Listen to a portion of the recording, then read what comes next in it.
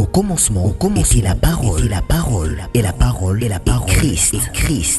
Radio Parole Vie, la radio qui donne la vie à travers la parole. Mbote Shalom, chers bien-aimés dans le Seigneur, chers auditeurs et auditrices de la radio Parole Vie, la RPV. Mes amis partout à travers le monde entier. Mes soutenez la radio Parole Vie, ou lingango partout à travers le monde entier, bien-aimés. Biso na kati ya radio Parole Vie, tous hommes combat à enseigner, bien-aimés dans le Seigneur. Kobanda mardi qui nous vendredi, tous akaba enseignement, pour que tout sambela samedi et lundi. Bien-aimés dans le Seigneur, mon frère, ma soeur, tokomi natan oyo sengeli mwana na Nzambe toyeba. La Bible dit, mon peuple périt par manque de connaissances. Bien-aimé, vous semblez là, c'est bon bien. Le Seigneur, les prières, ezala orienté, ezala na base comme étant la parole de Dieu. Bien-aimé, pour permettre biso tout bon de la malam. Comme mardi, tout banda qui t'aime na biso, cher papa et maman, ozali cette lettre ne te tuera jamais. Mukanda oyo, tope makomi oyo, ekobomayo soki mokete. Bien-aimé, tu suis un message tellement ébélé. Ma botte ébélé et pamboa mi peut continuer qu'au pamboa par la grâce de Dieu.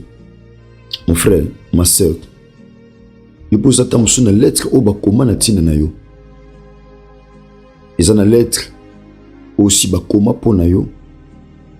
Oyo et tikali kaka koko kisama na yango. Ils ont la lettre aussi bakomi na tina na yo. Merci bien-aimé. Tout bon de l'Anzambe, tout le cas directement une exhortation à biso atonga lelo, tout pe abuto lelo, le sambeli. Kolo to pesio merci. Ne liba kumala mo pesa meli biso, abutu to pe na tonga lelo. Ya repusa na liboso na yo. Ya rotia sango malam. Kolo tika usala biso ngolo na lisunga molio mo santo. Afin que tu comprennes des pensées na yo. Te transmettre à mon libota na otata kolandisama. Kolo oyo upchekata mutema tout est à peuple. Na ramener toute pensée captive na obéissance et liloba na otata rien que ta parole, seule la parole. Kolo tozon di matata lenge komama na pasi na bango babelela kiyo. Kolo Yesu Masia Nazareth. Utindaki liloba. Liloba ekangolaki. Pe bimisaki bango na kati ya libulu. Tope na kufa. Kolo merci. Tango sima mepai na yo. Na kombono Yesu Masia Nazareth. Nde to bondeli. Te lobi. Amen. Merci bien-aimé dans le Seigneur. Nous continuons maman comme nabiso o ezali. Cette lettre ne te tuera jamais. Bien-aimé dans le Seigneur, Tolobaki, lettre est tout simplement un message écrit. Mutumwe azoma loba akanisango sika moko ezate, mais achengo na lettre. Bongo, destinataire ou akozongo ndi comprendre attitude ya mutu wa komiango. Ce que sa lettre, il y a remerciement. Ce que sa lettre, il y a blâme. Ce que sa lettre est recommandation. Topé sa lettre, dès que vous allez là, bongo, destinataire à comprendre expression. Yamuto asili kokomayango. Tout à ce qui biso, comment lettre est composée dans la partie ébélée. Lettre est composée dans la partie ébélée. Pour muto comme lettre, il s'engage à réfléchir. Ou tu as comme lettre à s'engager à réfléchir par rapport à l'igna pesa comme solution. Atana musika. Tout le monde a Thomas Paul azaki musika. Azaki tom suna kata captivité. Mais azo koma ba épître. Azo koma ba lettre. Pour nous réglementer conduite. Il y a ba église. Bien-aimé. Pourquoi azaki absent dans nzoto? mais au réaliser azokoma ba lettre oyo ezotangama na ba église, azopesa ba directive, azopesa ba orientation partant ya lettre. Ayene boite na nzoto, mais bazotosa oya lobby. Pourquoi? Parce que batanyango na lettre a tchepe signature na ye et pesi yango valeur. Bien aimé, lobby tolobaki yango lettre et kopesa mutu accès et pas batu ba olekate. Pourquoi? Parce que mokonzi nde akomi yango. Lettre ekobomisa mutu. Pourquoi? Parce que mokonzi nde akomi yango. Lettre ekobikisa mutu. Pourquoi? Parce que mokonzi nde akomi yango. Nanga totanga rapidement livre à Néhémie chapitre 2. Livre à Néhémie chapitre 2. Tobandi na verset 6. Écoutez bien aimés dans le Seigneur. La Bible dit ceci. Le roi auprès duquel la reine était assise me dit alors: combien ton voyage durera-t-il et quand seras-tu de retour? Il plut au roi de me laisser partir et je lui fixai un temps. Verset 7. Puis j'ai dit au roi, si le roi les trouve bons, qu'on me donne les lettres pour le gouverneur de l'autre côté du fleuve, afin qu'il me laisse passer et entrer en Juda.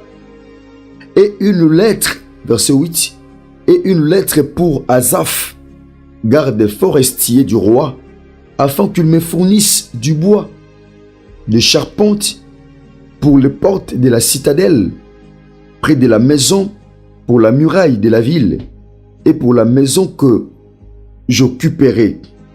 Le roi me donna ces lettres, car la bonne main de mon Dieu était sur moi.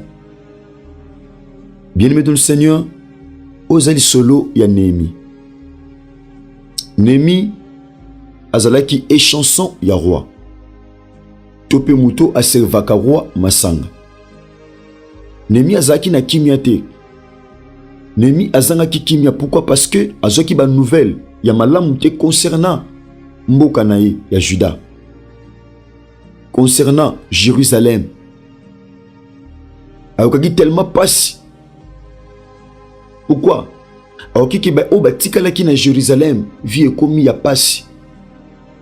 Ba muraille o sécurisaka mboka ekomaki ya kotoboka, ekomaki na ba brèche. Ba porte ekomaki détruite. Tango ayoki makambo esali pasi. Pourquoi? Parce que il a vivre na kimia na ndako roi, mais ba oya ye bandeko et pas ba zwami kolia na pasi sécurité ezate. Donc nyonso pasi, peuple a commis humilié le peuple de Dieu. Et je sais qui tellement motema Néhémie. Néhémie zanga kimia. Bongo Néhémie pendant que azo pesa mokonzi ya komela. Mokonzi sali constant ateli elongi ya Néhémie. Abi Néhémie ozala boite. Pourquoi zaboy? Na mone longino za penza malamu te. Néhémie bandi ko yebise pai na roi. Roi ndenge na zaboy na mboka e batata nanga bazana kimia te. Bazana insécurité totale. Ils sont totalement dans l'insécurité. Ba portes a détruites alors que porte et permettre à kabatu bakota pe babima. Donc mboke komaki na insécurité. Abi mokonzi soko pesa nzela na kende na Jérusalem na Juda na kende ko bongisa biloko oyo baby pour que bandeko nanga baza na sécurité, baza na kimia na tonga muraille bongo na zonga. Bien aimé, abisi roi bongo. Moi si ya roi ayebisi mobembo ozo sala ko sala combien de temps?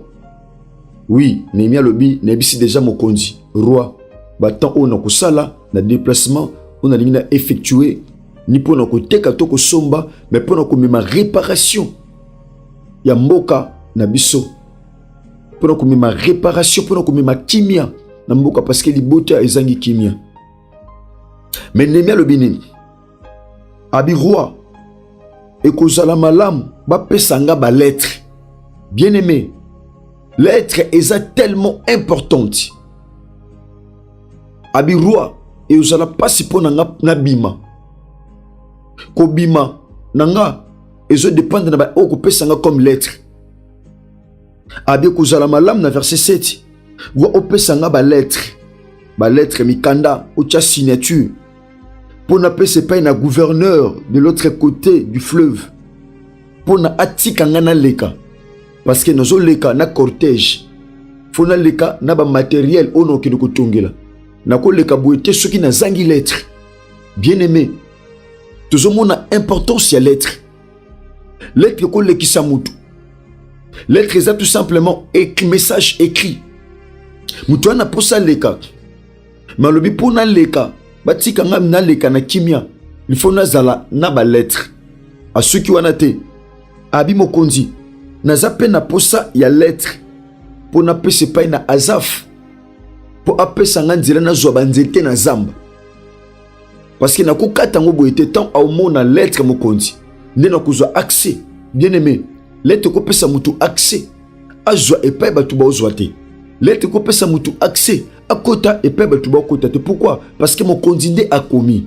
Lettre ko pesa mutu accès. Epai ba kangi ba fongolola ye. Donc tout le monde a importance ya lettre. Néhémie azaki na posa ya lettre ko te pa na mokonzi po pesa ye passage et pesa ye accès ya kota facilement na kati ya Juda. Bien aimé, wana nyonso wana c'est la lettre. Bien aimé, toujours bela, cette lettre ne te tuera jamais. Bien aimé, tu as 2 Samuel chapitre 11. Le solo est tellement passé. Oyoka li solo na bandenge belé. Eza parmi ma solo oyo. Bien aimé, et me melanga prudence na vie. Eza parmi ma solo oya Biblia. Me melanga bien aimé dans le Seigneur. Ba réflexion penza moi mingi na oyo etali lettre. Bien aimé, yoka makambo oyo et kopambola yo par la grâce de Dieu. Tout un livre, il y a 2 Samuel chapitre 11. Bien aimé, tout un verset 4, la Bible dit ceci. Et David envoya des gens pour la chercher. Elle vint vers lui et il coucha avec elle. Après s'être purifiée de sa sueur, elle se retourna dans sa maison. Cette femme devint enceinte. Et elle fit dire à David, je suis enceinte. Verset 6. Alors David expédia cet ordre à Joab. Envoie-moi Uri le Héthien. Et Joab envoya Uri à David. Verset suivant. Uri s'est rendu auprès de David, qu'il interrogea sur l'état de Joab, sur l'état du peuple et sur l'état de la guerre. Puis David dit à Uri, descends de ta maison et lave tes pieds. Uri sortit de la maison royale. Il fut suivi d'un présent du roi. Mais Uri se coucha à la porte de la maison royale avec tous les serviteurs de son maître. Et il ne descendit point dans sa maison. On informa David et on lui dit, Uri n'est pas descendu dans sa maison. Et David dit à Uri, n'arrives-tu pas de voyage? Pourquoi n'es-tu pas descendu dans ta maison? Il répondit à David, l'arche et Israël et Juda habitent sous des tentes. Mon seigneur Joab et les serviteurs de mon seigneur campent en rase. Mon seigneur Joab et les serviteurs de mon seigneur campent en rase campagne. Bien-aimé, le solo tu es bien au malam. Et ça le solo, il y a roi David. David du roi, basoda bakendaki na guerre, na bitumba na camp. Pendant que bakenda bitumba, mon frère, tu bi le solo malam ndenge David, azwaki mwasi, alulaki mwasi, nesika mokonzi akende kobunda masepele kotikala na ndako. Bien aimé, mokonzi abunda kite. Mokonzi atikali na ndako abinga na bunda tellement trop. Moyenga na ki na guerre ezate. Mokonzi atikali na ndako pendant kazo baluka alula mwasi ya soldat na ye. Azwaye akutana na ye mwasi azwazemi. Tant on comprendre que mwasi azwazemi a commis première lettre. Ati de pa na Joab. Wazaki mokonzi mapinga.